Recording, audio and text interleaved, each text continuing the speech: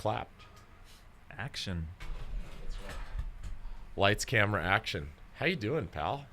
Dude, I'm doing good. This is cool. This is a cool setup you got here, man. Yeah, it's great to see you. Yeah, loving it. So everybody, welcome to the show. We'll just kick it right off. We've got our assistant Connor over there. How's it going, everybody? Playing our man behind the camera, and then today on camera with me we have a very knowledgeable and interesting gentleman, we'll call him. Tony Book, local PT, owner of Premier Physical Therapy. Yep. And I've had PTs on the show before. However, Tony is a different type of physical therapist, for sure. Different than anything I'd ever experienced before. Mm-hmm. So little backstory. One of our trainers, Garrett, who's been on the podcast before long ago, started seeing Tony. How long ago? So it's been probably 2 years ago is when I first saw him. Somewhere around there. Okay. Yeah. Somewhere around the 2-year mark. Anyway, as soon as he started seeing you, he would come in and tell me, he's like, you gotta go meet this physical therapist I've been going to see.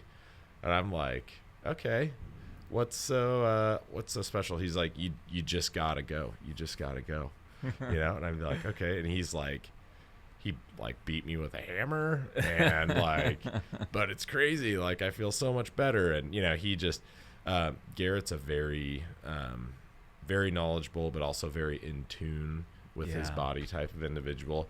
And he's also a guy that does not give recommendations lightly. He's not a person that is easily impressed, we'll say. He very much so critically thinks about things, and if he likes something, then he is definitely seen a benefit from it, right? It's not he's not going to be like, oh yeah, I started using whatever supplement and it's great. Just saying, giving compliments for no reason, right? So yeah, whenever Garrett gives a recommendation, he does truly believe in a product or a person or whatever, and he's not one to kind of blow smoke for no reason type of a situation. So yeah, he's a good dude. So yeah, I think it took me a little while before I stumbled, whatever you want to call it. Convincing, man. Yeah. You weren't ready earlier. Yeah, I wasn't ready. I hadn't messed myself up bad enough. But yeah. Anyway, before we get into exactly the treatment methodology and the steps there. Tell us a little bit about you and some of your background. Yeah, totally. So I went to PT school, and I was accepted to Loma Linda University in Southern California. That was the best school that I could go to. So I'm like, all right, well, this is really important. I want to get a good education. This is what I'm going to be doing. Yeah. So I got to go to the best school. And so go to Loma Linda. I do fine in school. The education was just typical traditional physical therapy, right? Where the treatment is primarily exercising and stretching based therapy. One of the things that was a little eye-opening, kind of at the tail end of my education there at Loma Linda, was some instructors came in and started talking about movement as a system. And I really liked that idea. We talked, we learn about the cardiovascular system, the immune system, the nervous system. Right. Well, it was kind of putting that whole idea on movement as a system. And Gray Cook and Gary Gray are kind of in that. Are you familiar with the SFMA or functional movement systems or functional movement screen, right? Yep. So that's kind of some of that. that they kind of are in that same lane. But the woman that I really like held on to pretty early on, her name was Shirley Sarman. And she wrote a couple of really thick books, textbook type books, and her system was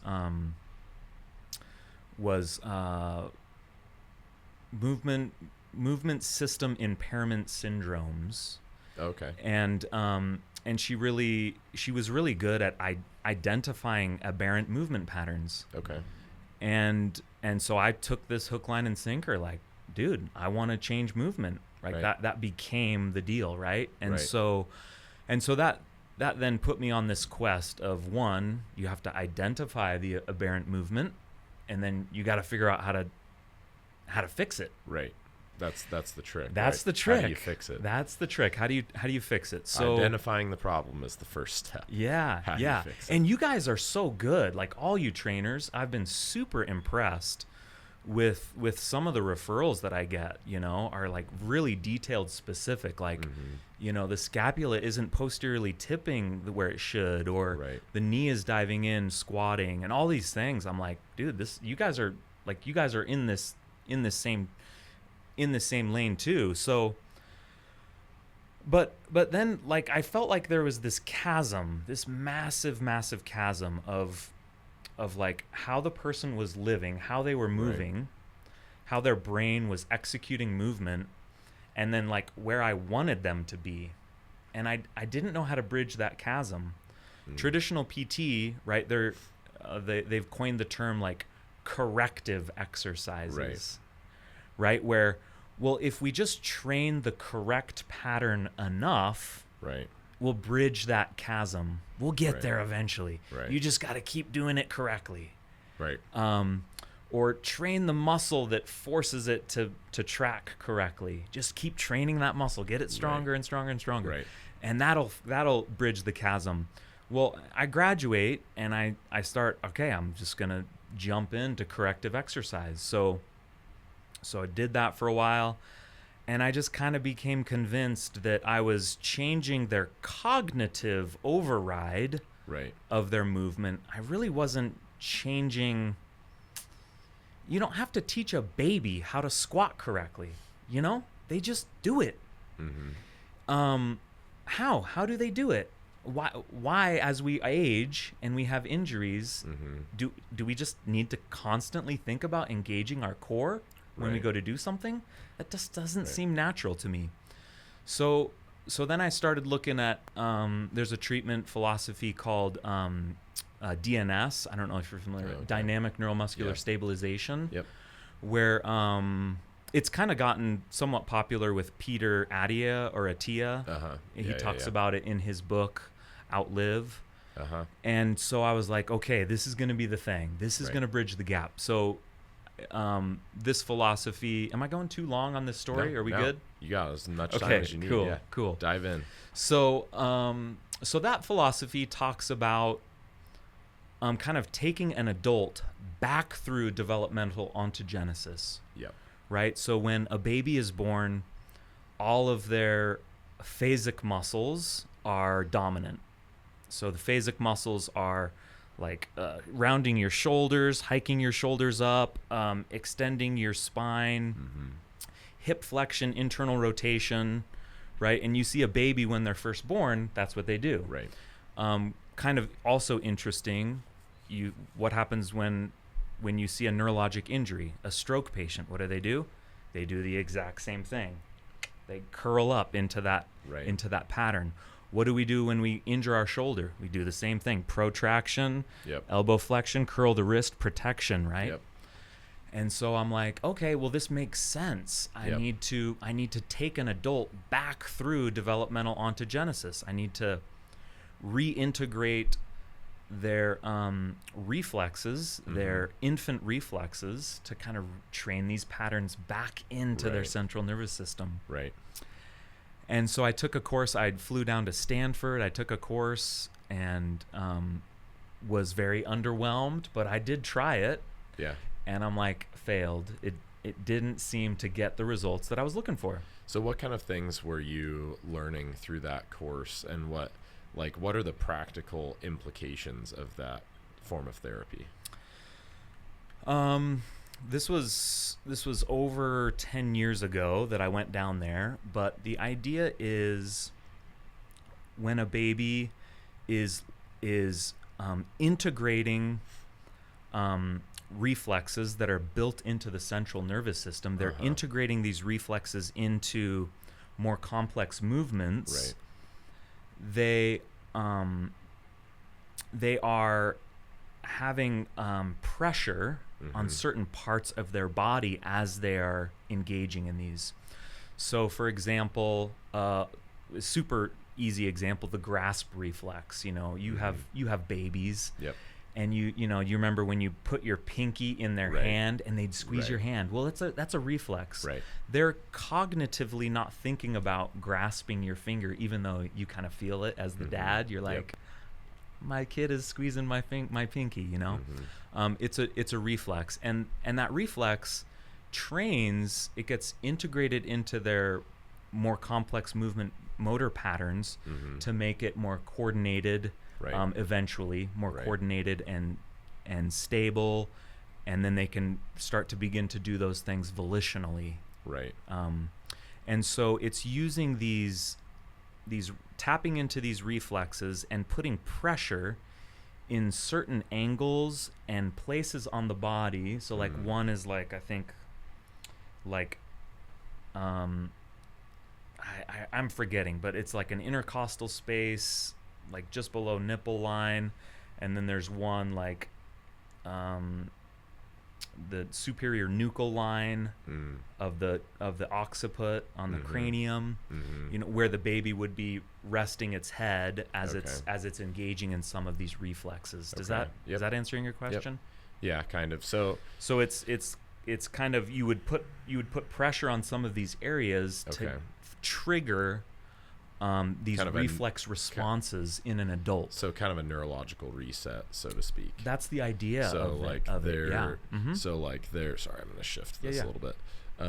So essentially, you're putting pressure on a certain area, a certain pressure point that's going to cause a neurological reset in an area. Yeah. And I will say you do get a response. Like I went to the course, I felt it. I went to the course Claire Frank. If you're a PT, a lot of people might know that name, Claire Frank. She taught the course, and I got a response. Like my tonic muscles started to engage. I felt it. It was kind of automatic. It's built into the central nervous system. Yeah. But the problem was I just was no carryover. Okay. And that was my same experience with PNF, proprioceptive neuromuscular facilitation. Right. And the idea behind that is, you're essentially creating a neurological response with PNF. Yes.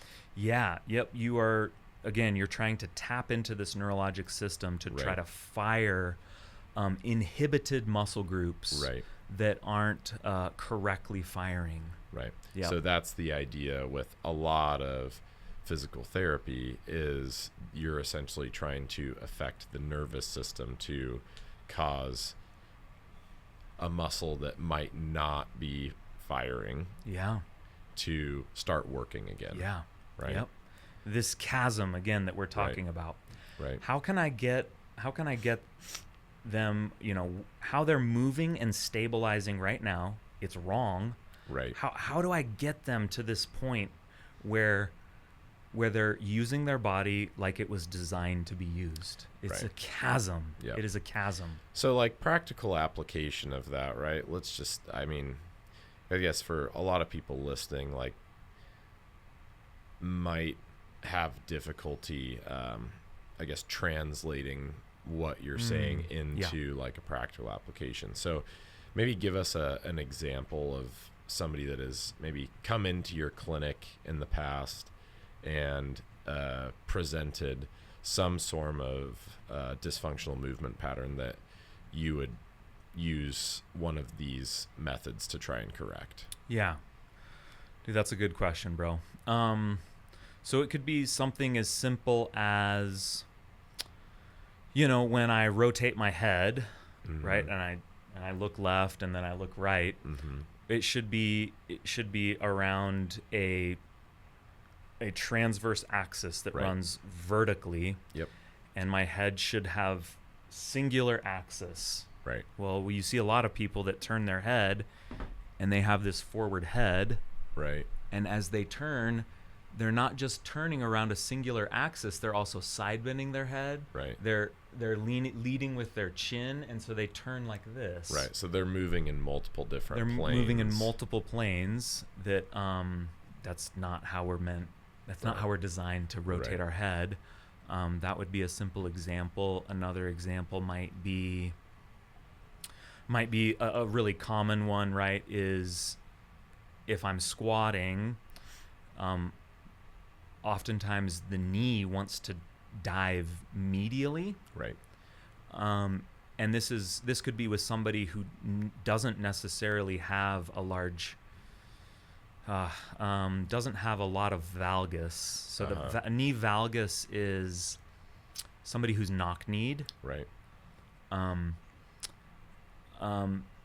somebody with a knock-kneed and they do a step down, they might naturally kind of have that knee dive in. But if somebody says, hey, on my left side, I could do a step down or a pistol squat, and my knee tracks right over my second toe, it feels clean. Yep. I do it on my right, and my knee wants to dive in. I have to force that knee to track over my second toe, and then what they end up doing most of the time is they end up load bearing all the way on the outside of their foot to force that to happen. Right. And then their foot doesn't get to do its job of being a platform to anchor them to the floor. Right. If that would be another maybe good example. Yeah. I think that's a pretty relevant one to people that would be listening to this. Like if you're squatting or lunging and you have a collapsing knee, right?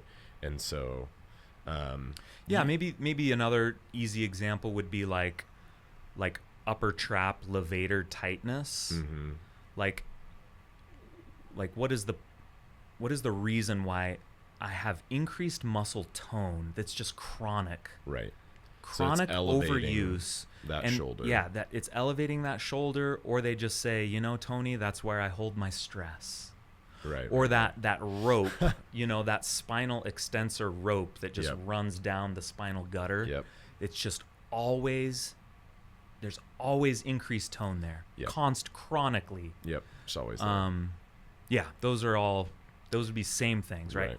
Why is the nervous system, why is the premotor cortex in the brain, when it chooses a motor pattern to hold us up against gravity, why is it choosing to selectively over-recruit that upper trap levator? Right. Why is it choosing to over-fire those spinal extensors? Right. Yeah. Or it's wrong. With the knee example, like why are, say the external rotators not firing, or why are the, intrinsic muscles of the foot not firing, or any one of those things, right? Yeah, why am I dominating with my lateral quad, vastus lateralis, and I cannot recruit my VMO, my medial quad? Right. Yeah, totally. And so with these more, I'll call them like traditional mainstream approaches to physical therapy with things like that. Yeah. What would those say about the knee issue that we've presented? Yeah, they would say you have to strengthen the external rotators of the hip. Right. Your external rotators are weak. Right. And so you have to just get them stronger. You have to strengthen your foot intrinsics. You have to strengthen your VMO. Yep. You're just not working hard enough in the gym. Right. And that's the funny thing when you get... I think that's where the kind of mainstream, both medicine, PT, personal training, all of those can learn a thing or two from athletes and the more elite. Because if you were to take somebody like, say, Garrett or myself, or say another, person that's in the gym, in great shape, whatever, what most people would consider great shape, right? And you'd say, hey, like, you're just not firing those Yeah. muscles, right? We have the ability to. Yep. And mainstream PT may say like, hey, you're weak in your glute. You have Yeah. a weakness in your glute. And it's like, well, is that really the case? Yeah. There's I can guarantee you, a lot of you guys are training them Right. more than Yeah. most. Yeah. And, those muscles can Yeah. be extremely strong. You're able to, you're still having this problem, yet you can still activate it enough to squat 600 pounds Yeah. or whatever the case may be, right? Yep. Like you're still able to go to extremes, yet you have this problem that, you just need to work harder to make sure you don't do that. Yeah. But it doesn't happen on the other side, right? Dude, it's such a great point, bro. It Right. is such a great point. And I so love it's it. like Yeah. that. It's like that. Huh. Well, why on this side and not that side? And then you say, okay, well, you injured something, or there's some, neurological deficit of Yeah. sorts, or, you're just tight on this side for, because there's this, maybe you sit a certain way every day at a desk, and that is causing, a shortness in whatever. Or I think a really common example that a lot of people may relate to is like, hey, the desk sitter of the year 2025, right? Like the desk sitters of the world, there's a lot of them. You have a desk job, you're in front of a computer, that's naturally going to cause, protraction of the shoulder blades or the scapula. It's going to cause, that kyphotic spine position, that forward head position. Yeah. And, potentially sit the hamstrings in a shortened position for, long periods of time. So, some experts or PTs may say, oh, well, your hamstrings are tight from XYZ, right? Yep. From a positional thing, right? Your hip flexors are in a shortened range. Right. So you're seated Yep. all the time. Yep. So, Yep. that means your psoas and your iliacus, and, so those are two primary hip flexors. Those are shortened because you sit too much. Yep. Right. So I guess what is the mainstream approach to fixing that, and then segue into what you found in utilizing those protocols? Yeah. So mainstream would be, right, okay, upper trap is tight, levator's tight. Well, let's definitely do some stretching. Let's try to train and fire your lower trap. Let's try to fire, some scapular stabilizers. Right. Let's I've been out of the game so long. What else would they do? It's basically stretch what is tight, yeah, activate what is weak. Yeah. Right? Because, and this is, just from years of my experience in both shadowing PTs, working with PTs, like, I mean, I've basically, gotten a very informal degree in PT just over the years of, when you do this for 15, well, more than 15, we're like 16, 17 years deep, and working with all sorts of people, professionals in the field, right? And it's not that I'm saying I think everybody is crap. That's not the case. I've worked with a lot of good people over the years, but just the more mainstream ideology on all of that is looking at the length tension relationships at the joints. That's what a lot of PTs are doing. Yeah. Right. If you I would take say primarily, that's what they're doing. Primarily, they're looking at the muscles acting upon the joints. And I've had a lot of success in working with people over the years of like, hey, okay, so we're getting posterior pelvic tilt in a squat, right? Which means as you come down and get into, the deep ranges of motion of the squat, the pelvis essentially tips back, and that's going to cause a change in the joint angle, especially on that vertebrae up on that pedestal of the sacrum, right? And that's not good, right? For core stability, for, transmitting the force from your legs up through the torso into the bar, which is, acting on, gravity and the body to push you down essentially into a squat. Anyway, a whole slew of issues can come with that. And then with that posterior tilt problem in particular, you're obviously going to put a lot of pressure on that anterior side of that disc, right? On that that intervertebral disc that sits on top of S1 below L5, right? And so, I've had some results with people, stretching their hamstrings and trying to alleviate some of the tension in that hamstring, which is going to be one of the main actors in pulling, that ischial tuberosity down in towards the posterior side of the knee. And so, naturally you stretch that. Maybe the tension there is not as great. And look at that. They're able to, achieve better depth without getting that posterior pelvic tilt, right? Yeah. That would be more of a mainstream therapy approach, I would say. Sure. And sure, one sure. that I've, definitely found some utility to, right? Mm-hmm.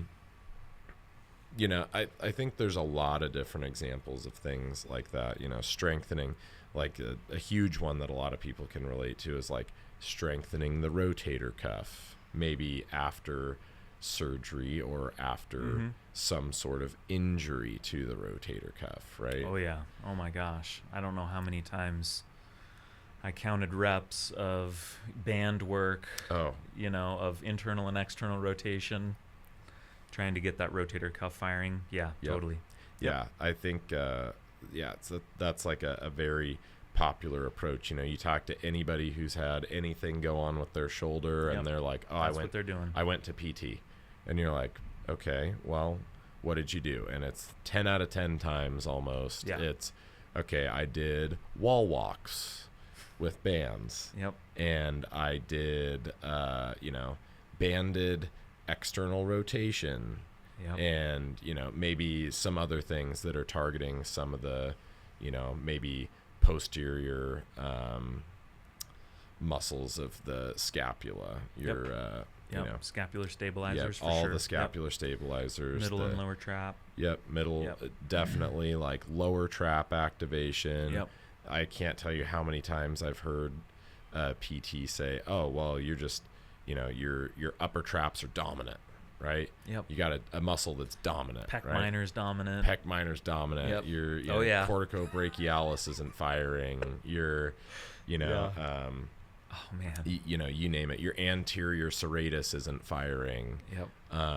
The posterior inferior serratus muscles not firing. Like, and it's like I mean, dude, these people are knowledgeable. They are. Like they have taken that so far, that philosophy so far down that road. Yep. To the point where, I mean, I took one kind of more traditional online course, and they got to the point where they were working with a runner, and they measured the frequency of his cadence, of his step frequency running. Right. And then we're timing the corrective exercises to that cadence. Wow. Like, you can take it so deep. I mean, that's honestly, it's kind of brilliant. Does it work? Totally. I don't know. On some people, maybe. Yeah. It's not going to solve the underlying issue on why his brain is choosing that pattern. But is there potential for some success? Sure. But yeah, I mean, these people are brilliant. I think you kind of just hit the nail on the head. It's like, I think the argument really should be spent on the root cause of things, right? Yep. And I think that's what, a lot of us that have, dove into any subject, whether it be, the ongoing joke is like about therapists, like not physical therapists, but like, the psychologist type, right? Get into the, the therapy realm because they have something going on in Oh, their head yeah. that they want fixed, right? But like, honestly, that's why a lot of us have gotten into the fields that we've gotten into, because it's something that we're passionate about ourselves, right? Yeah. So you get into looking at, the other one is personal trainers. Like, well, they just want to be in really good shape. They find a lot of value in that. Yeah. And like, yeah, absolutely. Like, I mean, I can relate to that for sure. Do I think that that's a bad thing? Absolutely not. Because you can, starting down that path for those reasons, you can absolutely help people. But to me, in the realm of physical therapy, it's such an outcome-based profession. I mean, not that like, cognitive therapy is not outcome based. I would argue it's a little bit more difficult to measure, but we want to look at all of these outcomes. What is the outcome of what we're doing? Yeah, what's the clinical significance exactly of your outcome? Is it clinically significant? Yeah, and you talk to all these therapists, and it's like, yeah, they absolutely are intelligent people. Oh yeah. I'm not saying anything to insult their intelligence at all.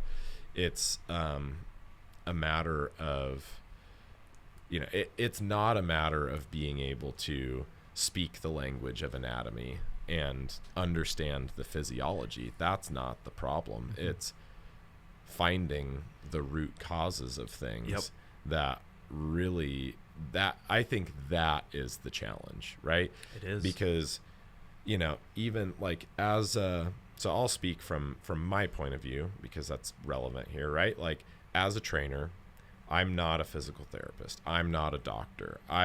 But as a trainer, you're kind of that first line of, I guess, not defense, but you're kind of the boots on the ground, so to speak, of getting the pulse on a population, right? So trainers are going to filter in a wide number of people compared to a PT or a doc or anything like that, right? Like, people go to doctors when they're like injured, right? There's a huge problem. They're not going to doctors for like, my shoulder hurts, usually, unless it's like, it's so bad I can't use my arm, like I fell snowboarding, right? So as trainers, we get this wide group of people that, presents any one of a super wide variety of problems. Like, you kind of never know what you're going to get, right? Like, I just talked to a gal this morning that, she's not even 40 and had a hip replacement last year. And like, so, talking through like some strategies and like the outcome of what she had done and all that stuff, right? Like, as trainers, we run into everything. And, our scope of practice is not to necessarily come up with solutions to these complicated movement issues. That's not what we're trained in. Now, some of us that have had a ton of experience and kind of had the school of hard knocks with that stuff, we have the understanding. Or if you're like me and you went through a master's program, you know more than your average bear about anatomy and things like that. You guys offer a lot. I wouldn't sell yourself short. But I mean, point being, our job is not necessarily getting to the root cause and fixing things. Oftentimes our job is to be very, very educated in, okay, this is the problem, right? So like some of those things that we mentioned, right? Yeah. And then to fix the problem, that's where you come in, right? It's okay, here's the problem. We're seeing, internal rotation and, a medial shift of your knee while you're in the deep part of a squat, right? Yep. So let's have, that's typically where the physical therapist comes in and says, oh, okay, well, let me look at that. Okay, what is causing that, right? Yeah. And then coming to hopefully a solution. Yeah. Now, with my experience, I've been to a lot of PTs, and Dr. Redden, who's been on the podcast, really good buddy of mine, sports med physician, like Mm-hmm. highly educated, highly yeah. trained, smart people. They know the field. They Oh, yeah. participate in the things that I participate in, and they've got, ideas and solutions for various things. And so I say all that to say that I feel like a lot of things that I have done over the years that have helped Yep. have been a Band-Aid to For sure. something that was a deeper problem. And so what the mainstream would kind of say, the normal PTs and normal, the medical stance on that thing is like, well, just keep working at it. It's not something that you're ever going to cure per se, but it's something that I can give you the tools to manage. Right? I would agree with that. When I graduated PT school, I was super excited. I'm going to change people's lives. Right. And it got to the point after trying all of these different things that, I just became convinced that the people who were just going to get better without any intervention, those are the patients that got better. The people who weren't going to get better with intervention, they didn't get better. And there was a whole nother group of people where I don't know how many times I said, you're just going to have to carve out 20, 30 minutes and you're going to have to do these exercises and stretches for the rest of your life. Right. That was my solution. That's what I had to offer them. And it did not feel good. And I felt like a fraud. And I felt like my professors honestly lied to me in PT school. Yeah. That this was not what I signed up for. And I was to the point where I was going to leave the career. Really? I was going to go back to school for mechanical engineering because I could was see you so as a mechanical frustrated. engineer. I could. Yeah. Yeah. So how long into your career did you kind of hit that point? It was like 2 to 3 years. Okay. It was like 2.5, 3 years. Yeah. So you were kind of got burnt out a little bit pretty quick. And you see this with PTs. Right. I hear about it. I see it on social media. Yeah. You just I mean, I can't speak for everyone. I just felt like a fraud, dude. I could not be doing it right now if I was still doing that philosophy. I would be in a different career. Well, I think that a lot of PTs, and this is not all, but a lot of PTs, they really make a lot of their money on the like post-op Totally side, right? Insurance, yes, guys getting a knee replacement, they're putting them through rehab protocol, right? Dude, thank you so much for bringing that up. I don't want to badmouth them. They provide an amazing service for post-op. That is necessary. It's needed. There's value there. So yeah. I mean, please forgive me, anyone listening you're feeling like I'm bashing on you. Yeah. No, and this is not a bash sesh on the more conventional PT route at all. I want to make that clear because I've used those methodologies and things that I've done for since the beginning of when I started, right? But that's not to say that we shouldn't be always looking for better solutions, right? To complicated problems. You know, the human body is incredibly complex, even on the movement side, right? Even with people who are trainers, there's trainers out there that are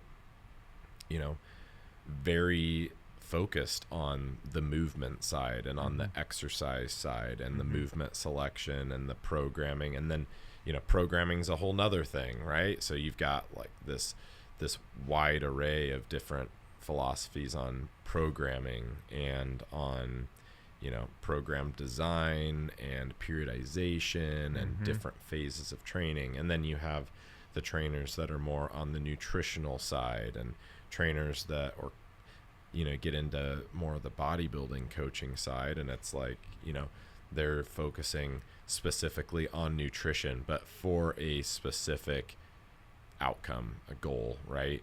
And then, you have trainers that are more focused on different parts of exercise and utilizing different modes, so there's different strokes in every field, right?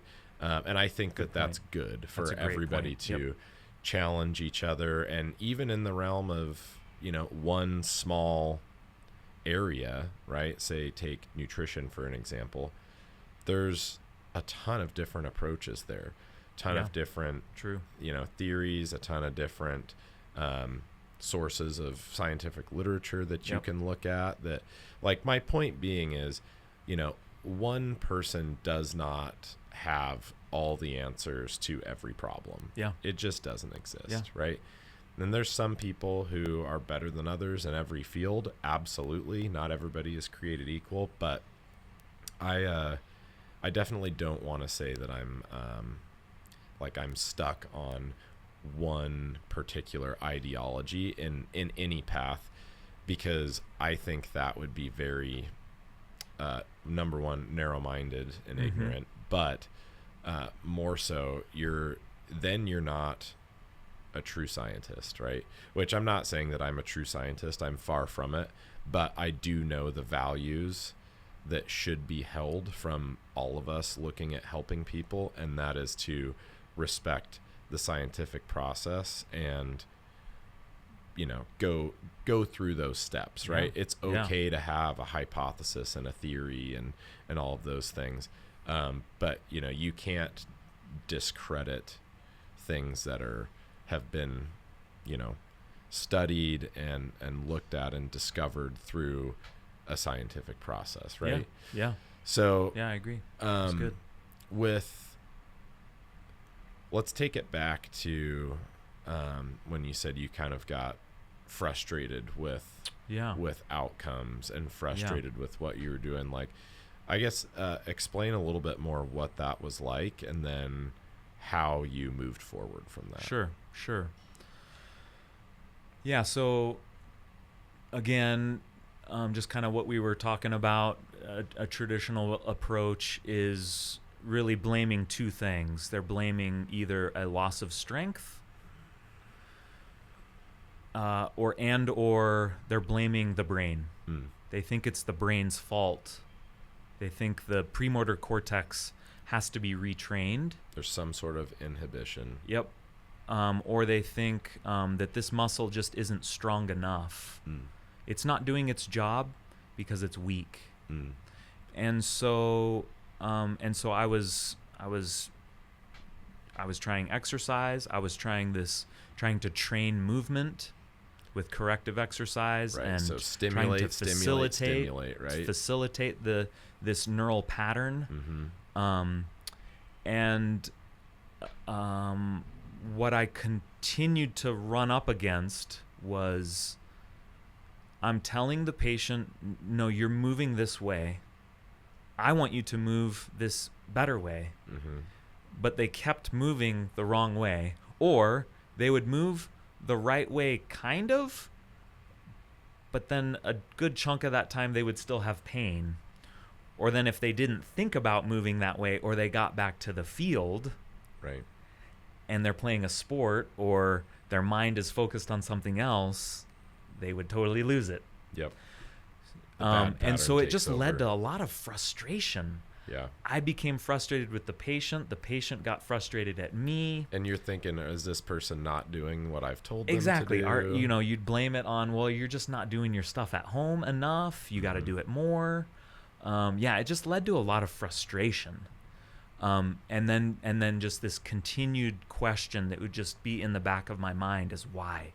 Right. Why is their brain still choosing this poor pattern? I can see it. Right. I don't like it. Right. I can make them cognitively override it, but I can't make it automatic. How do I make it automatic? What is the missing key? Right. Yeah. Got it. So where did you turn? Yeah. So I had a boss at my first job, and she had trained kind of in this different philosophy, and she encouraged me, hey, Tony, you might like this, try it out. while I was working with her, I took a couple of the more basic courses, and they were okay. They were fine. Okay. Kind of piggybacked a lot on what I got in PT school. Okay. One was like soft tissue techniques, and one was like core for strategies, like teaching. A lot of what you guys do is teaching proper movement, proper body mechanics, proper posture. But then I ended up taking a course from the man who created the philosophy. I went to Portland, Oregon, and it was a huge building, and there was, I don't know, maybe 50 of us taking this course from Greg, and it was lower quarter. Okay. So it was pelvis, hip, knee, not foot, ankle, just pelvis, hip, foot, knee, and it was a 4-day course. Grueling. These courses are grueling. You're like 8 hours a day for 3 days, and then the last day is like, I don't know, 6 hours, 4 to 6 hours or something. And it is a fire hydrant. You are drinking from a fire hydrant. Right. It's so much information. You are just getting completely completely flooded. You're taking with like info. a whole semester of a college course in 3-4 days. Yeah. So what I discovered was my body was moving different. My body was stabilizing differently. It felt easier to walk. It felt easier to balance. I wasn't having as much knee pain. In fact, my knee pain was almost gone. And I was sold. I was totally sold. Oh, okay. And so I was like, this guy is doing something that I'd never experienced. Right. Never experienced it. And I just became totally convinced. I drank the Kool-Aid. Yep. And started applying stuff. Not really knowing what I was doing, right? But trying. You got to. How do you learn a new skill? You're fumbling at it. Right.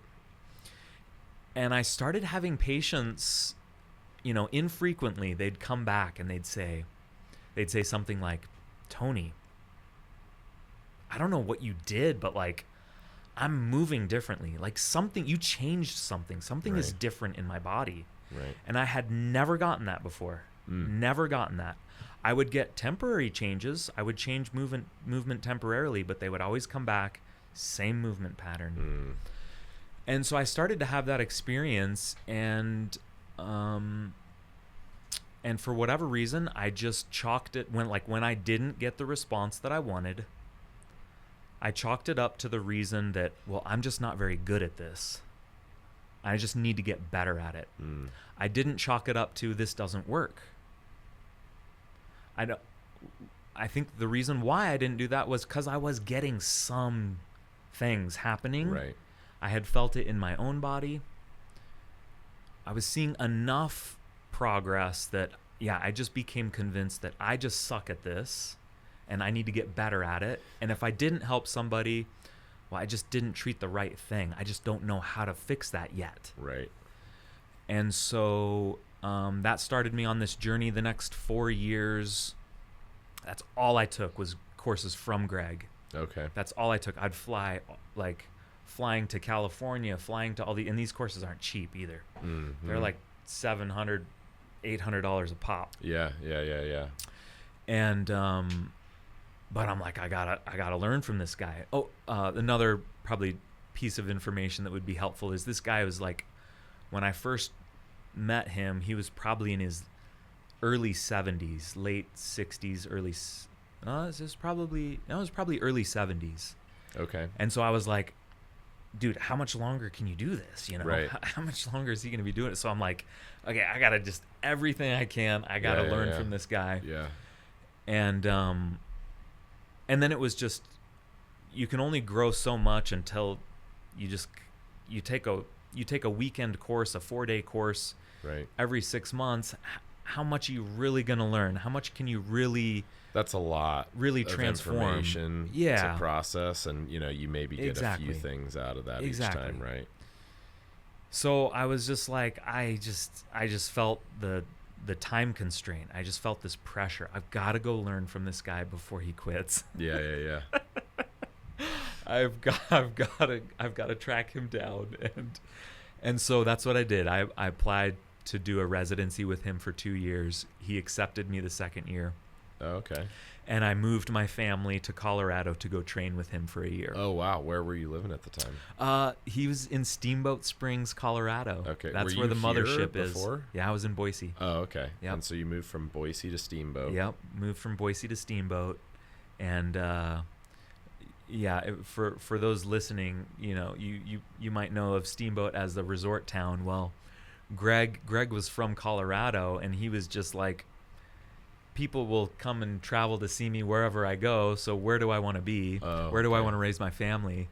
And he's like, I want to raise my family in Steamboat. So yeah, Okay. so that's where the mothership is. Even though it's kind of weird, it's a small resort town, but Yeah. there is a Winter Olympic training center there. Okay. And we would definitely see some of those athletes come through the clinic. But but yeah, it was I tell people it probably fast tracked me about 10 years of me just being on my own, trying to fit the Right. pieces together. Right. How do you connect these dots of when do I treat what to get what response?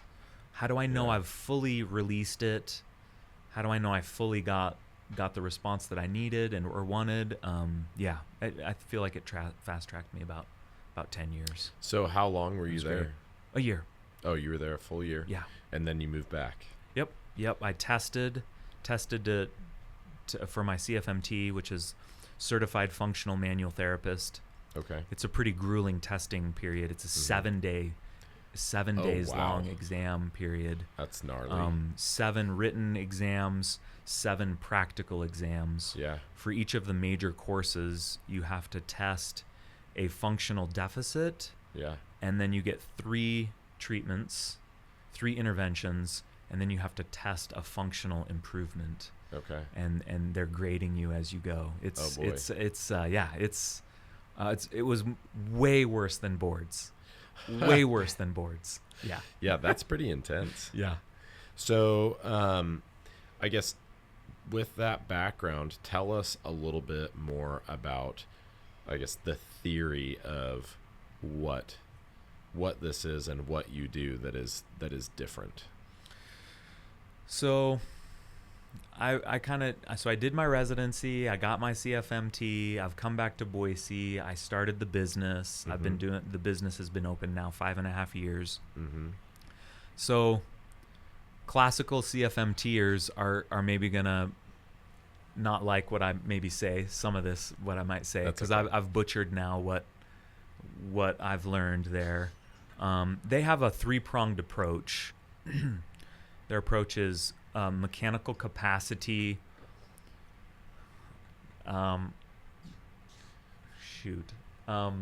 Mechanical capacity, neuromuscular control, motor control. Shoot.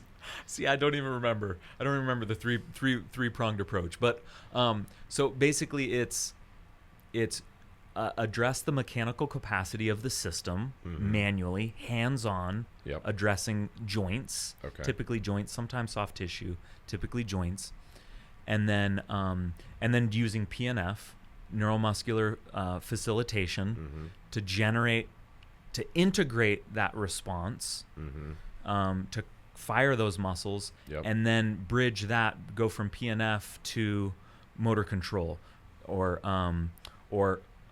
global body movements, addressing like body mechanics, correct squat, correct posture, correct reaching, correct turning your head, correct step down. That's their approach, and I've just, over the years, I just saw less and less value of those others, and I saw more and more value of the just addressing mechanical capacity. Okay. When I get the mechanical capacity, when I restore the mechanics of the joints, to how they were designed Mm-hmm. to function, then the brain is waiting. The brain is waiting to have these options restored to it. Yeah. It's so waiting to do the squat, to squat like you squatted when you were an infant. It's there. Right. It's in your central nervous system. It's just waiting for that option. It just hasn't been given that option. Yeah. And you give it that option, and it says, this is so much easier to move this way. I'm going to start moving this way. And it just clicks in, and it locks in, and it starts Yeah. working again. Yeah. No, I mean, and that's, kind of in a nutshell, what happens, right? Like, Yeah, you've had enough of it that Yeah. you've seen enough improvement in your body Yeah. that you feel it, right? yeah, I mean, it is quite interesting as opposed to, my conventional efforts of, say you take a lower back, Mm-hmm. issue, and, you look at, or we'll take like, I'll talk about my hip for an example, because that's been a very like long ongoing thing that I've dealt with. Yeah. And I've got told by pretty much everybody that I talk to that, like, no, this is just like, I mean, get some x-rays or an MRI to see what's going on, because there's probably some sort of like scar tissue, or there's some maybe there's been an injury to the hip labrum, or Yeah. see, maybe your joint is not right, it's not aligned Yeah. right, it's not, like, there's a issue in the acetabulum, like, whatever the case Were may you be. getting strengthening prescriptions, or did most PTs like look at you and be No. like, you're strong enough, like what else is going on? Or not strengthening prescriptions, Okay. but like, hey, like, look at what's going on in your shank, like, or in your foot, or like, okay. because there's nothing wrong with, like, anything around the hip, or like, gotcha. and I would get impingement and pain and things Yeah. like that, and it's like, no matter what I did, it was like just persisted, right? Yeah. And I would take time off, or be really aggressive about deep tissue massage, get a lot of soft tissue work, and it would kind of be managed, Yeah. but it never felt right. Yep. It was never right. Yep. And then I think one day you literally pushed the head of my femur, like, laterally, and the pain was immediately gone and in half of what it Yeah. was, Yeah. right? And it's like, oh, okay, so the action of the bone in the joint itself, Yeah. like, there's something in there that is not functioning correctly. Mhm. It's not that there's a soft tissue problem, like, it just couldn't be found, right? Yeah. There was something deeper going on. And so what was really fascinating to me when when you told me one day, I'm correcting how the joint is moving, and that's allowing the nervous system and all of the muscles to do what they should be doing. Yeah. Yep. I just thought for the longest time, like, there was some, like, injury I had gotten, or like, my first inclination has always been like, oh, go to soft tissue, go to soft tissue, go Yeah. to soft tissue. But Yeah. come to find out, like, oh, when you made that joint move appropriately, Yep. right? And it's different. It's always joint. Yeah. Everyone on the show here, it's always joint. Yeah, and that's what you told me, and I It's was always like, joint. huh. Like, I want to tell you that you're a liar, because that's so different from the way that I've thought about things for so long. And I feel like my know. world has been turned know. upside down I know, right dude. now. I know. That was like the initial thoughts. I'm like, I know. this dude, like, telling me that it's not soft tissue, and I'm sitting here thinking, like, man, I I feel like I'm a complete idiot now, But you know what I mean? But yeah, once you restore the joint's mechanical capacity, once it's performing its job like it's supposed to, then the muscles get freed up. Yeah. That chronic tightness, the chronic, wasn't it in your adductor? Like, Yep. like just Oh, kind yeah. of, Oh, like yeah. it always felt stiff Oh, and yeah. tight. Oh, yeah. That muscle gets to just shut off because it doesn't have to do the job of performing hip adduction plus the job of stabilizing the hip. Right. It doesn't have to stabilize the hip anymore. Right. It can just do its job. Yeah, which so is, it can shut off. which is crazy, even for somebody like me, who I'm a complete hypochondriac with stuff like that, right? And just overly aware of the way that my muscles are functioning specifically. And I would wear a particular shoe that had a lot of squish, but they're ultras, for if you're wondering. They have a line of shoes that are all like wide toe box, which I highly recommend, and they're meant to help your feet move the way that they should move. But these ones have a fair amount of cushion because they're made for trail running, right? And I wore them because they literally felt like slippers, and I feel like they could potentially help my foot move in a more natural way and not squeeze my toes together and all that whole stuff, right? And I literally went for a walk one day and my adductor was just locked, and I'm like, what the heck is going on here? Yeah. Like, super puzzling, right? Yeah. And I'd stretch and release that, and I was limping along, no pun intended.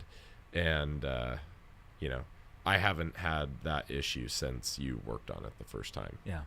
Which cool, is, man. Which is crazy. That's so right? cool to hear. I'm so glad, With man. all of the other things that I had been doing over a period of years, Yeah. right? Yeah. Like no issues after one visit. And it's not to say that you can fix everything, but it took a few. that has not persisted since the first time. Oh, that's which good is to hear, crazy. bro. That's good to hear. And there's other things that we've had to work on over many sessions. You're gonna take a few more, but yeah. Yeah. But yeah, that's just just good to hear. I'm very so glad. interesting. So I guess explain a little bit how people should be thinking about if they're having these, unnatural or movements caused by potential injury, things like that. How should people be thinking about, problem solving those issues? Because, the foam rolling at this point is a Band-Aid, right? Yeah. Yeah. So Yeah. how should we be thinking Yeah. about addressing those problems? Yeah. Let me go back and just correct a little bit. I said it's never soft tissue, it's always joint. Post-surgical scarring, I treated one guy who had a gunshot wound. I'm going to do soft tissue on those people. Right. I'm going to do soft tissue on those people. Maybe a way to say it would be, if you've done a lot of strengthening, if you've done a lot of soft tissue scraping, Right. Cupping, acupuncture, massage, and this problems persist, then it's something deeper, and likely the deeper root is joint. So how would I go about instructing somebody? The difficulty with this philosophy is it's so hard to treat yourself. I am super frustrated at that because I would also like to treat myself too, right? Naturally. But it is so difficult to address some of these things yourselves. But maybe one of the ways that I might answer that question might be my clients who, like you guys, you guys have such a amazing knowledge of your bodies. You have such a high level of proprioception. Proprioception is just body awareness, as you were saying, right? And you just can tell when I do a Bulgarian split squat on my right leg, it's different than when I do it on my left leg. Right. There's a difference in stability, coordination, strength, power, balance. When I do a bicep curl on my right arm, like I can feel that load really get transferred to my scapula. Mm-hmm. On my other side, I do a bicep curl and all I feel is my bicep and my anterior delt, upper trap levator. I don't feel a connection to the floor. Right. When I'm sitting, I don't feel even. Mm-hmm. I don't feel equal weight on both hips. Mm-hmm. Or like when you're standing in a squat and one foot's in front of the other. Sure. I've had patients say, I went to a chiropractor and they put a scale down and I was putting 28 pounds more pressure on one leg than another. Oh, wow. Just standing statically.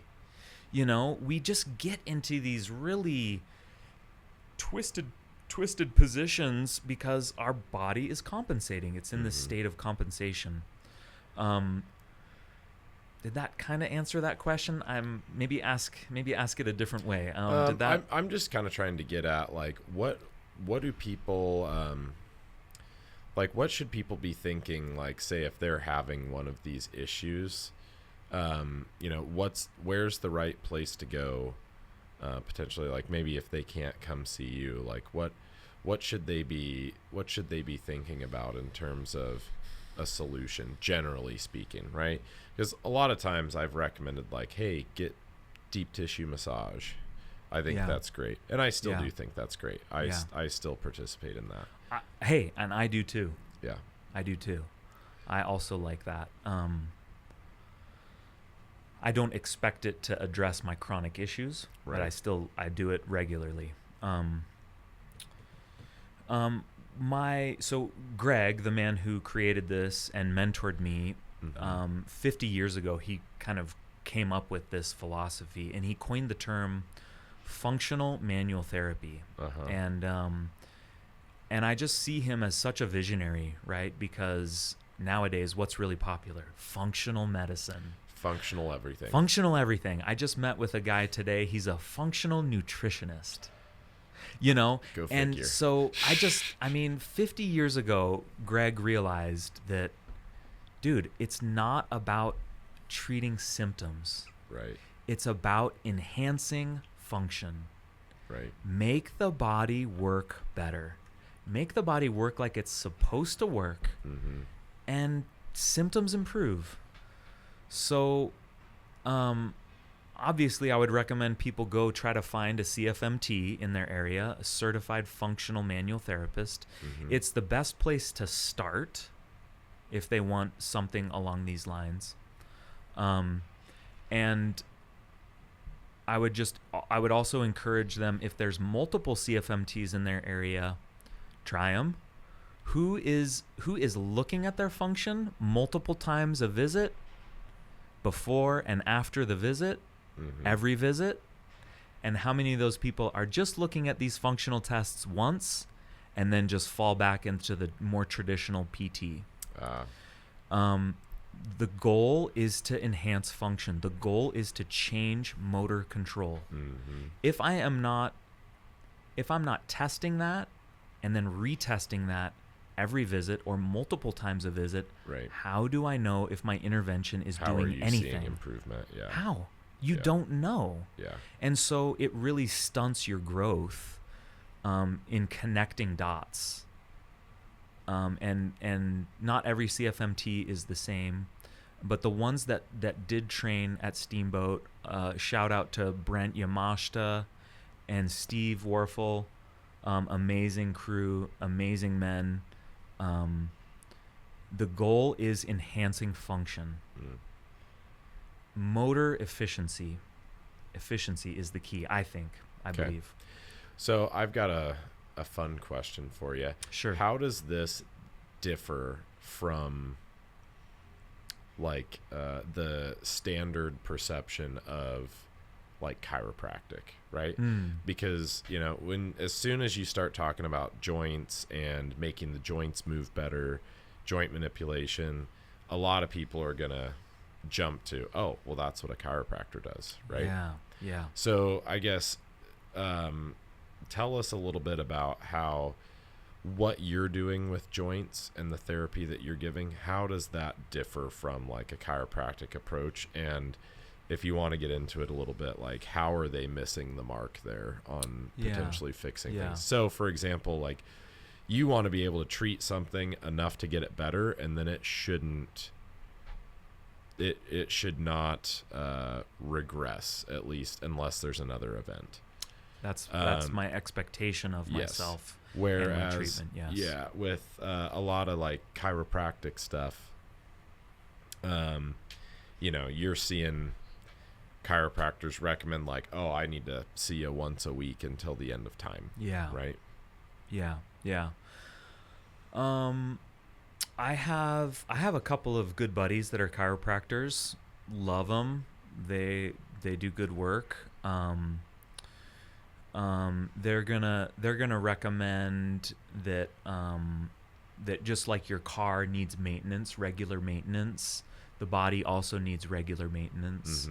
And they are looking for a manipulative event, so a joint cavitation, or like when a joint pops.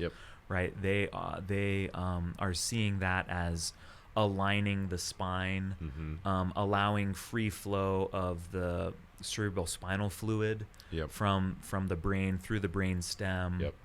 And they really view that as really promoting health. You know, all those nerves control our gut and organ systems, sympathetic, autonomic nervous systems, and so they're addressing that with regular chiropractic.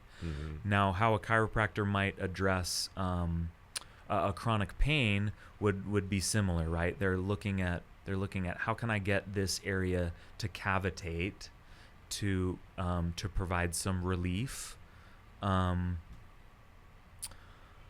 I think if the problem is, you know, you kind of slept funky one night and you kind of wake up with a kinked neck, right?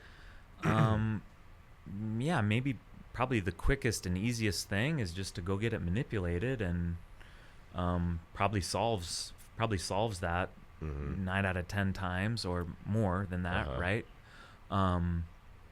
The thing that I might start thinking a little different, right, is if you're going to the chiropractor and you feel better, but you feel better temporarily, and you have to keep going back over and over and over again.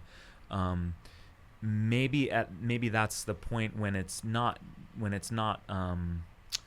you're not just doing maintenance like a car maintenance. Maybe you are just managing it and you're not actually getting to the root. Right. And then maybe the other thing that I might say is, my buddies don't do this, but if you go to a chiropractor and they say, yes, I can solve this, but you need to prepay 20 visits up front. Right. That person run and never go back. Right. Because their work should speak for itself. Right. If they're improving the situation and you want to do a couple more visits because it's helping, then do it. Right. You shouldn't have to prepay to get well. That is the charlatan, and you run from those people. Right. Yeah. The other thing that I might say is, you know, I would say the typical chiropractic adjustment might be 15-ish minutes. Right. Maybe some might be a little more, some might be a little less. Some might add some soft tissue afterwards, or some exercising and some education afterwards. Some maybe not. My sessions are like, the bulk of the session is hands-on. Yeah. And I'm doing 55 minutes. Oh yeah. It would be really difficult for me to solve many people very quickly if I just did 15 minutes with them at a time. That would be really difficult for me. No. Really difficult. Yeah. It just doesn't, my philosophy really doesn't lend itself to that. I'm going in with a sniper rifle. Yep. I'm not saying, okay, I'm going to wind up all these tissues and see what pops. I'm saying this joint in this specific location, in this specific angle, in this specific direction is not moving. Right. And I will make it move and then retest. Yep. And so you have to be ultra specific. I'm trying to get better at localizing. Yep. I'm taking extra time to wind up the tissue to get exactly on the spot and try to do better at that. But did that answer that question? Yeah, I think to kind of summarize my thoughts of what you just said and like my perception of that is like, you know, say if you're looking at a vertebrae or a shoulder, say a shoulder, and they're, you know, getting some sort of joint manipulation out of a shoulder. They're kind of moving the entire joint in an abrupt, gross, like as in large way, right? Yeah. It's a big, like you said, kind of a big event. You're creating a joint cavitation, right? You're causing, you know, the whatever joint it is to move, and you're getting that event. That's more of the chiropractic approach, whereas what you do, like you said, you give the sniper example. It's okay, not just, hey, is this joint not moving well? So first we establish, hey, it's this joint specifically. And then we establish, okay, how is this joint not operating the way that it's supposed to? Yeah. Right? Whereas the more chiropractic approach is more of a general, like, oh, well, let's get that shoulder to move. Yeah. You know? Yep. Whereas you're saying, where is this shoulder not moving correctly? Yeah. And now, why? Yeah. So, like we've talked about before with my handicap shoulders, is, there's maybe rotation but not glide, right? So as the head of the humerus, is manipulated, it needs to not only rotate, but it has to slide, or it does not stay in that joint pocket. And then that's gonna, show itself through symptoms of there's a pain somewhere. Yep. There's a pinch, there's a pain, there's lack of force production. You're better at explaining this than me, all that bro. stuff, right? So good. I mean, so good. Yep. I do my best. But so you're not, so yes, the joint is not functioning correctly, but is the answer to that question, oh, well, let's just pull it out and push it back in, or, move it in some way? It's like, to me, it's like, well, what way does it need to be moved? Exactly. And from what angle? In what position of the limb, even. In what position? Yep. Totally. And totally. You have to get ultra specific, ultra tactical, or you'll get poor results. Yeah, exactly. Yeah. And so it's like, when you're moving things around, it's like you're this angle, you're that angle, you're moving the joint around, and you're constantly feeling the way that it's functioning. And is this joint moving the way that it should be moving? Yeah. Pinpointing where it's not, and then figuring out the solution as to why. Yep. And then still, even though, you've obviously got a ton of experience and you're great at what you do, you're still making some sort of effect, and then you're retesting that effect. Have to retest to see if, okay, I think it's this. Okay, how much effect did that have? Yep. Right. And then, okay, let's try it from this angle. You can tell sometimes, right? I guess wrong. I thought it was this. We retest. No, that wasn't it. Yep. Well, back to the drawing board, and that's okay. Which is the beauty of why we have the test retest, right? Yeah. How else do you figure it out? Yep. Bodies are super complicated. So yeah, totally, dude. That was such a great explanation. Way better than what I gave. Yeah, Thank you. It's all good. But yeah, I just find that very interesting, and like, I appreciate, when people have that knowledge and understanding of the differences between what they may be getting through different courses of treatment, right? There's certain things that are going to be more fruitful than others, in my opinion. Certain things that occasionally just feel good, which is great. But there's also, sometimes you have to bring the hammer, right?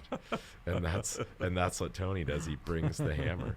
So, what is because that's always the funny thing, if you're explaining what you do to people, or if I'm explaining what you do to people, and I'm like, no, it's great, go check it out, he'll hammer you, you know what I mean? And they're like, wait, what? Like, oh yeah. Or it's like, I go home and my wife's like, how was your day? Oh, good. Saw Tony. He beat me with a hammer again. Like, standard operating procedure, right? That scares some people, and then other people, they're like, who is this guy? I got to go see him. Yeah, they're like, oh, this is okay, this is different. It's polarizing. That. Yep. So tell us a little bit about, like, maybe some of the tools that you utilize, whether it be your own body, tables, hammers, you name it. What's give us kind of the rundown on that. Yeah, so once we detect a functional loss, or a motor control loss, or you're really dominating this muscle group, but this other muscle group just isn't turning on at all, right? Once we identify an inefficiency, then I've got a pretty good idea of kind of the joint, or maybe a location of a joint in a certain area to start looking at, and then I start kind of localizing. So I'll take them back to the table, move that joint around while I'm feeling it, and try to isolate, try to get really specific, and then I get to figure out, okay, what can I do to get that thing to start moving? Or it might be, okay, it's really stuck here, but you know what? I'm feeling that I need to release it somewhere else over on the other side first, to then get it to release on the side that I want it to release at. And so then I just get to choose. So, I might start with an elbow or a knee, or, and I might just start pushing. Is it starting to give? I'll feel it with my hand. I'll take the limb and move it around to see, am I gaining or not? I will sometimes put people on the floor and use my heel and stand on them, use some body weight to start getting it to move. Again, trying to be ultra specific and localizing the restriction. And then yes, I have a set of mallets. I have one. It's a 1 pound just rubber mallet that I've shaved down into kind of somewhat of a point. Oh yeah. It's great. And then that allows me to I can use my hand, grip it, and push through that point, or use an elbow. I'll put an elbow on that. Yes, if I've been cranking and releasing everywhere and it still feels stuck, I will pull out my 4 pound dead blow, or my 12 pound sledge that I'll start really light, and I want the patient to feel like they're in control, and I tap them very lightly and I say, what do you think? Could I go do a little bit more? And they get to choose yes or no. And because the goal is we got to get it to move, Yep. Sometimes, you might get a cavitation, maybe similar to like a chiropractic adjustment. And then I'll go back to that joint and I'll feel it and it's still stuck. Yep. So all I care about is getting that joint to move. Once I get that joint to move, then or once I feel like I make a decent change, then I'll take them back out and retest. Mm-hmm. I got to retest the motor control. Sometimes I retest and I'm like, man, I thought that was going to make such a big change, and it made almost no change. And then it's back to the drawing board. I didn't treat the right thing. Either I wasn't on the right structure, it's a different joint, or I didn't find the restriction that I needed to. And so you go back and you mess with it some more. Yeah. And but yeah, I would say most of the time I'm making tangible changes every visit. Yeah. Like I go up and retest, and maybe it's not always perfect, but I would say the vast majority of the time you see improvement. I am changing their brain. Yeah. Changing the brain. Yeah, I'm changing the pattern, the motor pattern that their brain is automatically choosing. Yeah. Which is fascinating that you're just manipulating a joint and that automatically takes place. And what is the reasoning? What's the rationale behind that? We don't have a lot of research, sadly. There's nobody doing this. Very few people are doing what we're doing here. And so, but the best explanation I have is, I love the analogy of getting off of a boat. You know, you've been on a boat for a couple hours and you get back onto dry ground. And what's that sensation that you get? Your brain is recalibrating. Right. Are you thinking about your brain recalibrating? No. But you can feel it in your body. Oh yeah. Your premotor cortex is doing all of these calculations, like no supercomputer that exists. It's performing like probably millions of calculations. How many motor units to fire in this muscle? How many motor units to fire in this muscle? And it's calculating it in 20 seconds. It's recalibrated, and boom, you can walk on dry ground and feel stable again. How amazing is that? It's incredible.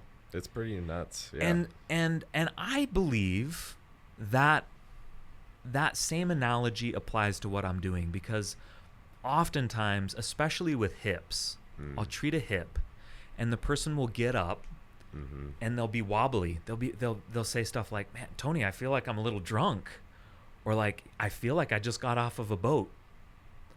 And their brain is recalibrating in that moment. Why is their brain recalibrating? I think it's because I gave their brain a bunch of more options. I gave their brain access to some new joint positions. I gave their brain access to some new muscle groups, to some new patterns of movement, new patterns of stability that they haven't used in however long they've had that injury. However long that scar tissue was in there, that's how long they've been compensating. And once they start using their body like it's supposed to, it's just I've experienced that feeling. You've experienced that feeling. I'm always jealous because it just feels so good. Oh yeah. When you get off of the table and you're like, you can just almost exhale. You're just like, oh my gosh. Yeah. It's just so easy to move now that I don't have to compensate anymore. It just. What anyway. I will say is that even all the people that I've sent your way that have had like a chronic issue, and after a visit or two, they're like, I mean, even after the first visit, like it might not be all the way solved, but it's like, wow, this is how I felt before this ever was a problem. Yeah. And it's been like 20 years. Yeah. And you're like, yeah, welcome back. Yeah. After a hiatus, welcome back. You can actually move and feel good about moving. And so it's like, you know, even I'll use my dad as the example here, because he's like the worst in terms of listening to my advice usually, naturally, right?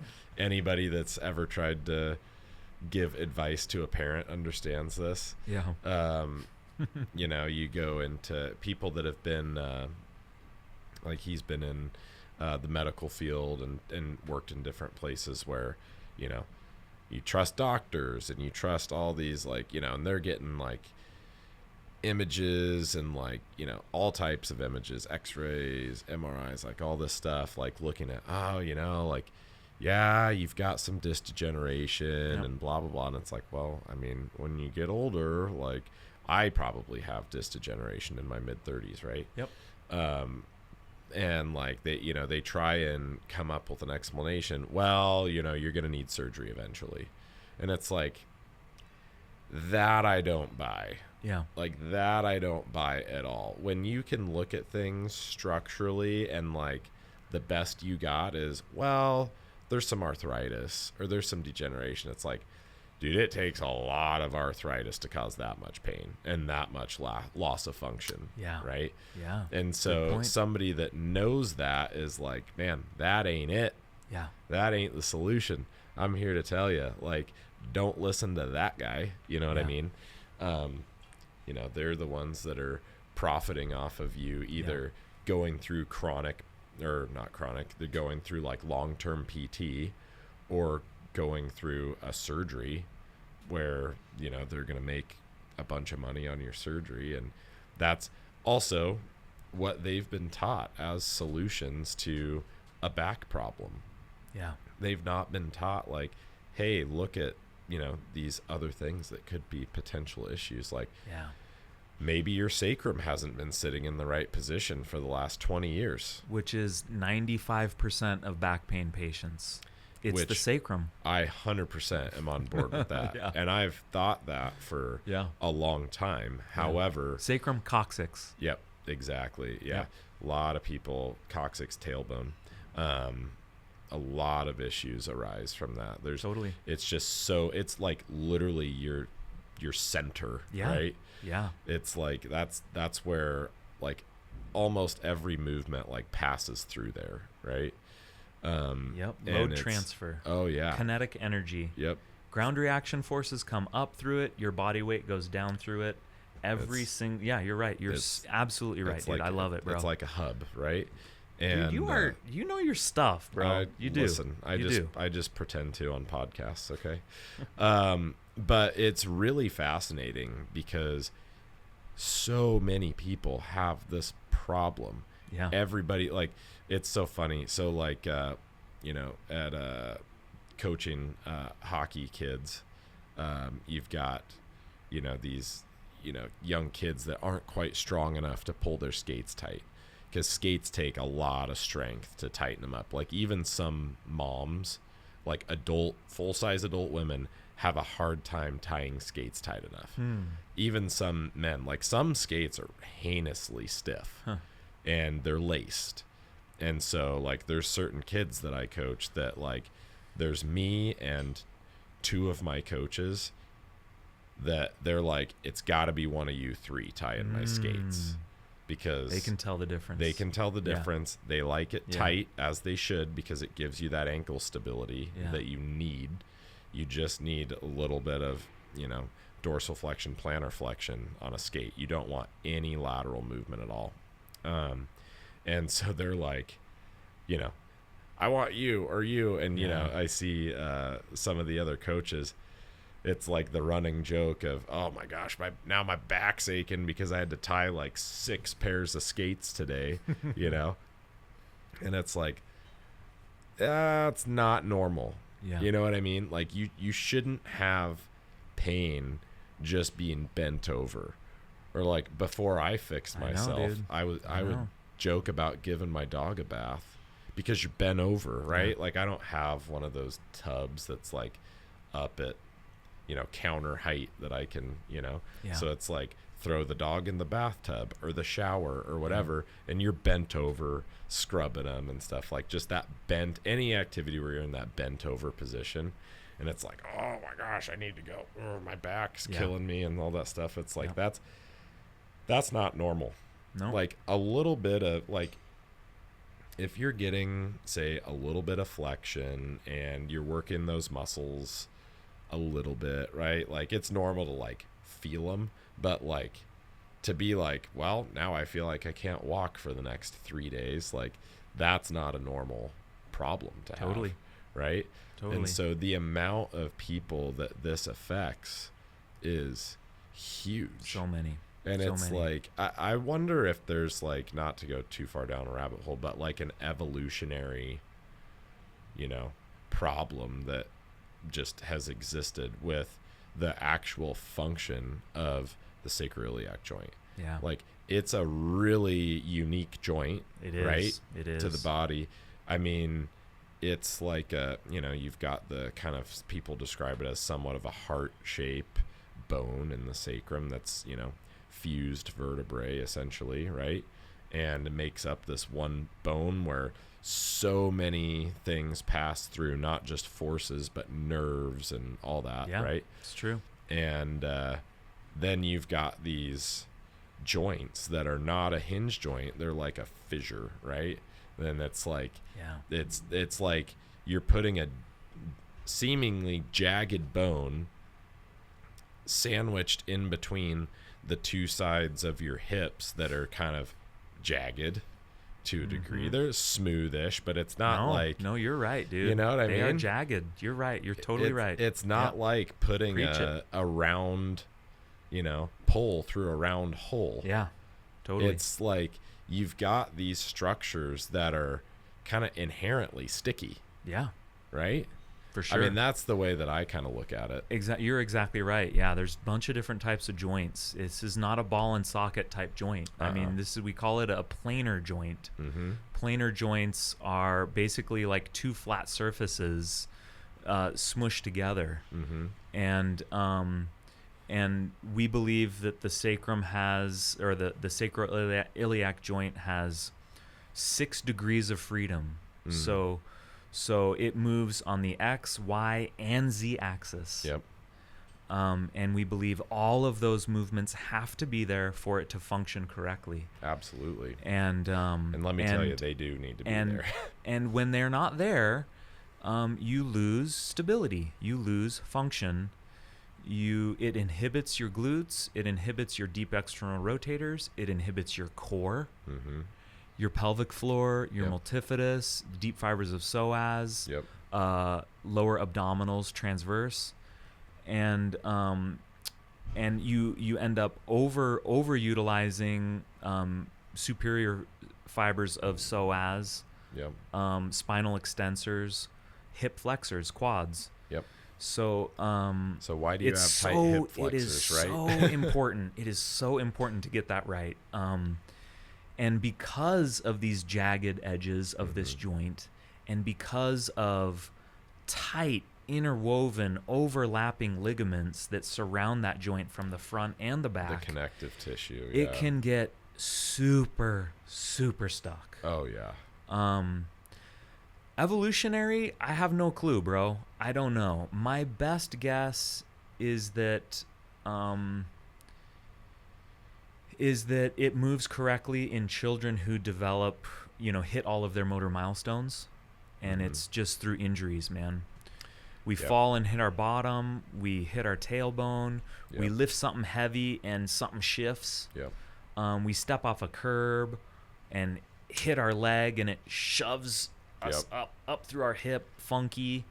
And I just think it gets you partially tear some of those deep ligaments.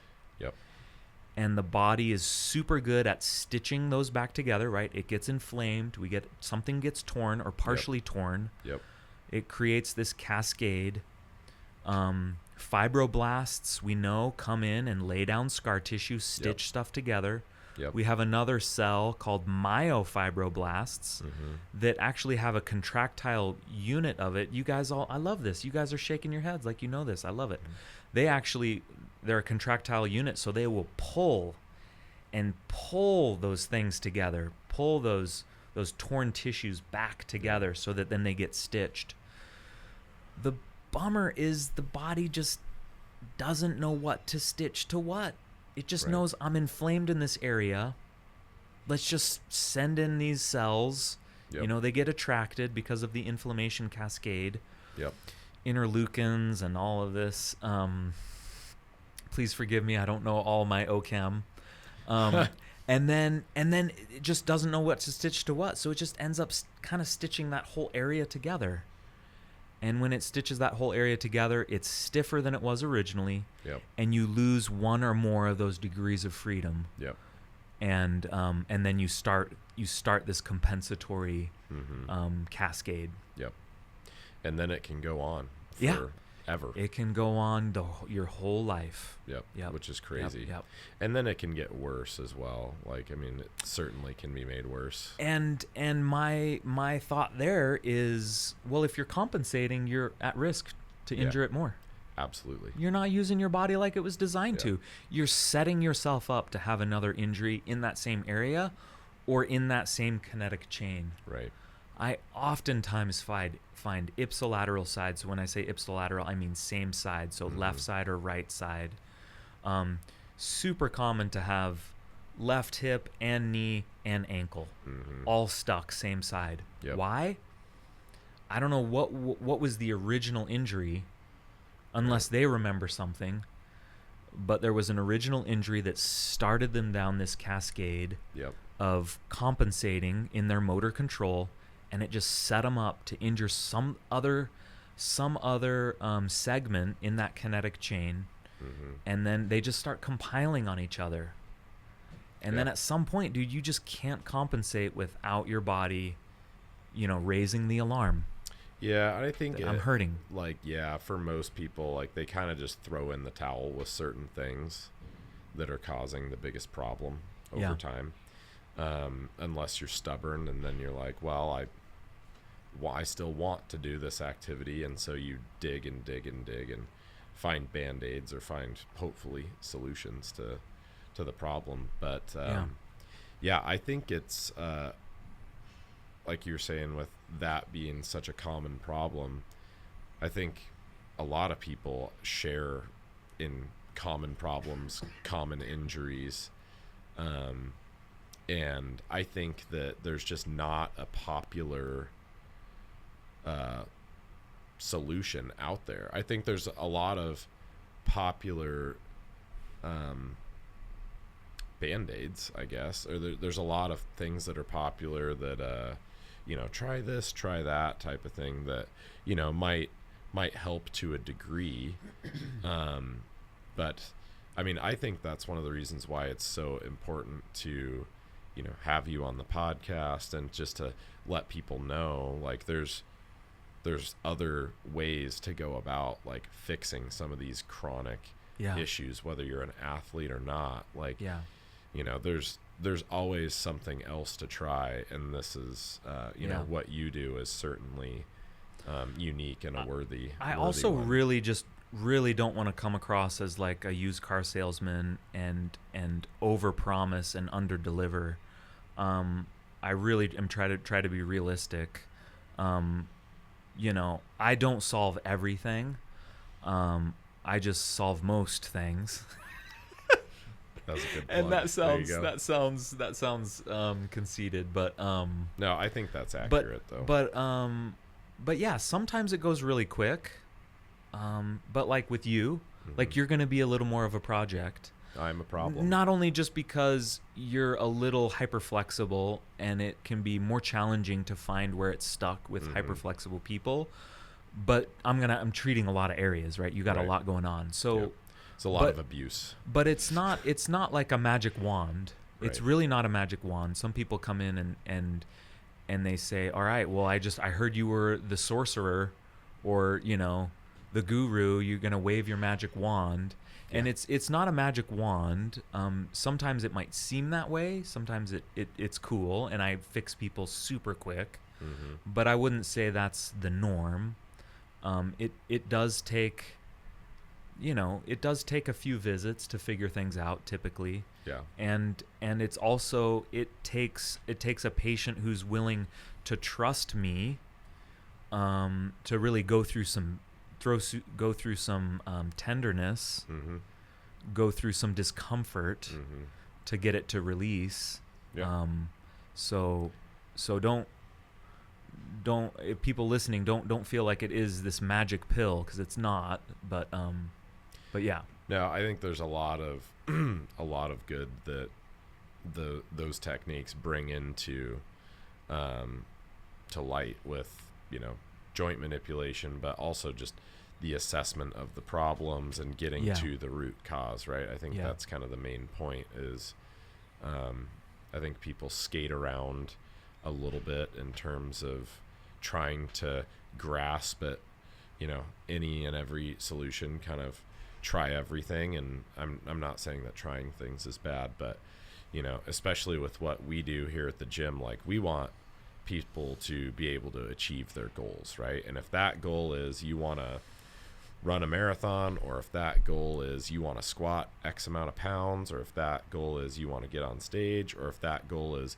you want to be strong and pain-free and able to do the activities that you want to do, whether that be hike, hunt, run with your kids, soccer, you know, sports or whatever, you know, let's find solutions. So I really appreciate when people are of the mindset of, hey, let's find solutions.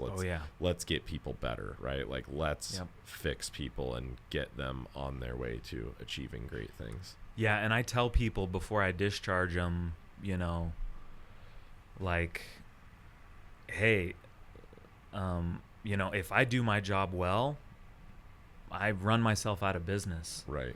So you gotta, if you had a good result, you gotta share me with your friends and family, because I need a steady flow of new people. Right. If I'm gonna keep this thing rolling. Yep. If you're gonna fix people. And so please share me with your friends and family. It's not like the you know, the automakers approach of like, you know, how they like have the technology to do certain things, but they only like roll it out like one stage at a time. Yes, totally. You're like, yeah, I'm only gonna partially fix you today. Yeah. Because then you're gonna have to come back. You're gonna get better. You're gonna see a result, but not all the way. Yeah. It's like, no, we wanna, you know, get. Yeah, I mean, returning customers is great and everything, but really, the mission is to not continue to see somebody forever, right? It's only fun when I'm changing somebody. Right. It's not fun when I'm not helping somebody. I hate my job when I can't figure something out. It's so frustrating. Yeah. But it's so satisfying. Yeah. To have somebody say, "Man, Tony, I don't hurt anymore, man. I'm done." Yeah, it's great. I'm so happy. Yeah. That's why I do what I do. That's why I moved my family.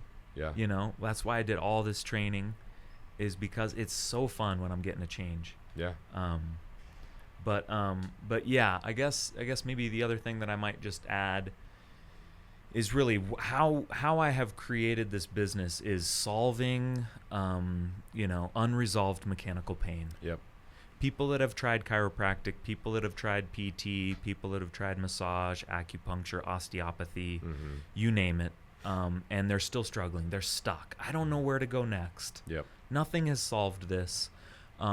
It's non-surgical, and, you know, my MRI maybe shows some things, but I'm still having problems. Those are the people, dude. That's how I've built the business, is when you get those people resolved. Those are the people that talk. Those are the people that spread your name, and that's how we've built the business. Yeah, is solving those people. Yeah, so that's awesome. Yeah.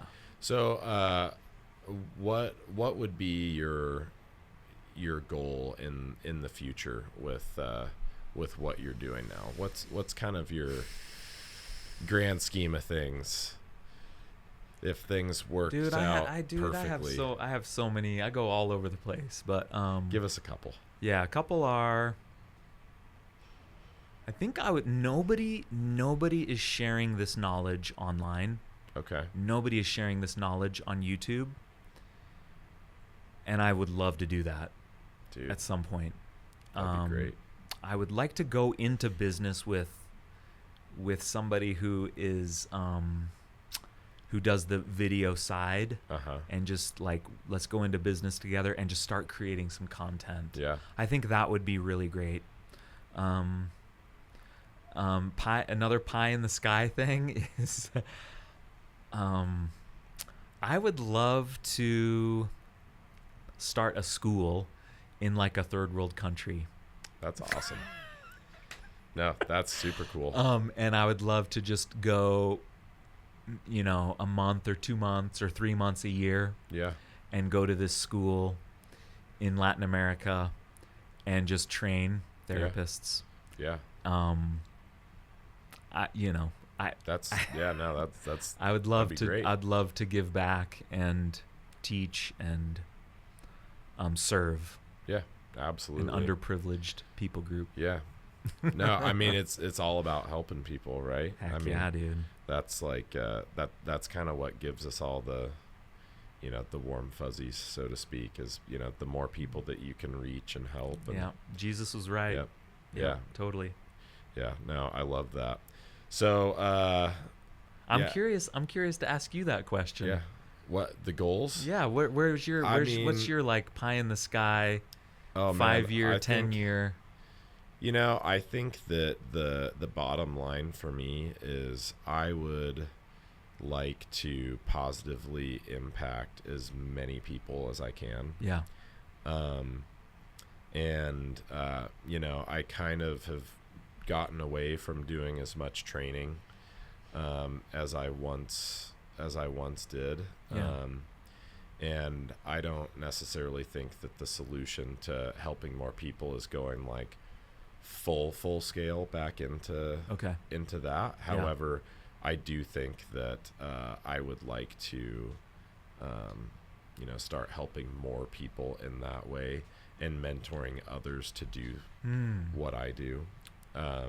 Again, because I've kind of taken a little break from that. So Love I it, think dude. that, yeah, Love it. one of my main priorities for this year is, growing this business and expanding in a way of helping more people, getting more people through the door and doing more coaching and training again, because I think that brings the best sense of fulfillment. Yeah. So that's one kind of simple thing. But yeah, I think expanding the Mecca's mission to, bring a serious level of fitness to everyone. Cool. We've long served the bodybuilders, the power lifters, the kind of the more extreme gym population for since we started, and that's great. That's our priority. It's going to continue to be our priority, but it's kind of like bringing more people to Christ kind of thing. It's like that's kind of I view it in a similar way. I think more people need to experience our love and our compassion and our expertise to be healthy. Yeah. Because we have a lot of healthy people in here, right? Yeah. And I want to make a big impact in public health, but also, shaping, the more mainstream narrative of fitness and educating kids and, people that are young and wanting to learn, or even if they're old and wanting to learn, more about serious levels of fitness and about health. I think that we've, as a culture, have gotten too far away from what is important with our health. And there's a lot of bad information out there in our field. Yeah. And I would really like to correct that and give people the solutions that they're looking for, and reducing the number of medications that people are on. Yes. Reducing the obesity problem that we have in this country that is huge. Like, with kids that are out of shape, you see them and it's just like, man, it's like that should never happen. You know what I mean? Yeah. And even, with people, just, I would like to help more people gain control of their health and get to the Mecca mindset, where we're more of a, we're definitely viewed as a more serious gym. And it's not that everybody here is an elite athlete. That's not the case. The difference with the people here compared to, you name whatever random gym on the street corner, is that people here have committed to take their health and fitness seriously. Yeah. Right? That's the difference. It's not you have to compete to come here. I think the big hang up with a lot of people is like, oh, there's other serious people there and I'm not that serious. But it's my mission to educate people on why they need to be that serious, right? You don't want to stop at being a recreational, go a couple times a week gym goer. We want everybody to really understand what it takes to be the best version of themselves. Yeah. And that takes dedication, it takes hard work, it takes knowledge and expertise. And that was the whole reason why we grew and expanded to this this larger venue in general. It's so that we can touch more people. Tapping into that. Yeah. Yep. Yeah. So I think that our goal is to touch as many people as we can and educate as many people as we can on how they should be viewing health and exercise and what it really takes to take control of your body and not feel like you don't have solutions. Yeah. Because I think a lot of people kind of have that feeling of like they kind of know what, like, yeah, I know I should be going to the gym. I know I shouldn't be eating, food that's bad for me all the time. I know that I shouldn't be doing, drugs or consuming alcohol, things like that. I think people know that, but it's, educating them on the details of how to view it, how to do it, and and how much you need to be exercising and how you should be eating and all of that. So that's it in a nutshell. How much do you feel like a person, as they begin to change their physiology, how that impacts how they can change their even mental health? Oh, I mean, I think it's a direct line.